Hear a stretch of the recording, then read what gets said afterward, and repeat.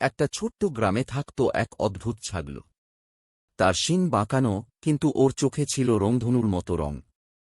গ্রামবাসী তাকে দেখলেই অবাক হতো, কারণ সে অন্য ছাগলের মতো শুধু ঘাস খেত না, সে গাছের পাতা থেকে শুরু করে ঝলমলে পাথর পর্যন্ত খেত। একদিন গ্রামে এলো একটা কালো সাদা রঙের বিড়াল। বিড়ালটি ছিল চুপচাপ কিন্তু বুদ্ধিমান। গ্রামবাসী ভাবল, এই দুই অদ্ভুত প্রাণী কখনো বন্ধু হতে পারবে না। কিন্তু একদিন গ্রামের কুঁজো একটা বাচ্চা পাখি পড়ে গেল। সবাই ভয় পেয়ে গেল। তখনই ছাগল তার বাঁকানো শিং দিয়ে দড়ির মতো এক ঝুড়ি কুঁজোর ভেতর নামিয়ে দিল, আর বিড়াল ঝাঁপ দিয়ে সেই পাখিটিকে তুলে আনল। এরপর থেকে গ্রামে সবাই দেখতে লাগল, ছাগল আর বিড়াল একসাথে খেলা করছে, কখনো গাছে উঠে ফল তুলছে, কখনো একসাথে সূর্যের আলোতে ঘুমাচ্ছে।